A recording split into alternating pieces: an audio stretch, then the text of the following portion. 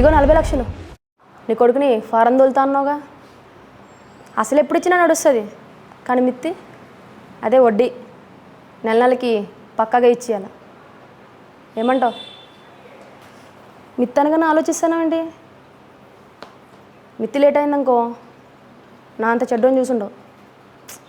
కొట్టను తిట్టను, పైసలు భద్రం. మళ్ళా అన్నకెట్లుంది?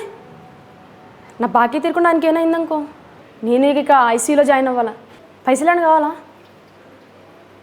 ఎరా సాయిగా నువ్వేం ఫరపడకు, టెన్షన్ పెట్టుకోకు.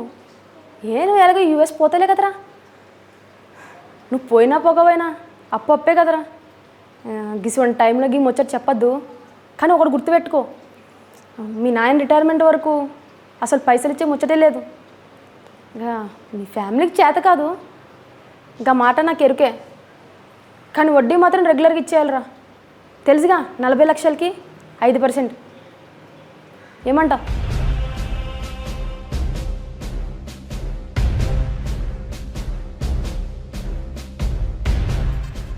చూడండి, ఆ జ్యువెలరీ షాప్ రాబరీ కేసులో నాకు ఒక బ్రేక్ త్రూ దొరికింది. ఆ రాబరీ రోజు ఆ గ్యాంగ్ మొత్తం ఆ డ్రిల్ మిషన్ సౌండ్ హైడ్ చేయడం కోసం ఒక రగ్ మిషన్ని హైడ్ చేసుకున్నాను. అంతేకాకుండా ఈ షాప్కి కన్నం పెట్టింది ఎవరో కూడా తెలిసింది. ఆమె ఎవరో కాదు, అంజలి. పూర్వం ఆమె చెన్నై, కొచ్చిన్ అండ్ మంగళూరులో జ్యువెలరీ షాప్ రాబరీ చేస్తూ ఉండేది. ప్రస్తుతం ఆమె హైదరాబాద్లోనే ఉంది. అంతేకాకుండా అందరూ ఆశ్చర్యపోయే విషయం ఏంటంటే ఆ షాప్కి సంబంధించిన మార్వాడి కూడా హైదరాబాద్లోనే ఉంది. ఇప్పుడు వీళ్ళందరినీ మనం కస్టడీలోకి తీసుకుని ఒక చిన్న ఇబ్బంది వచ్చి పడింది.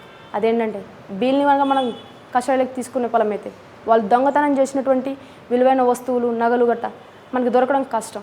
కాబట్టి అంజలి దొంగతనం చేసిందని ప్రూఫ్స్ అన్ని సంపాదించి అప్పుడు అంజలిని అరెస్ట్ చేయాలి.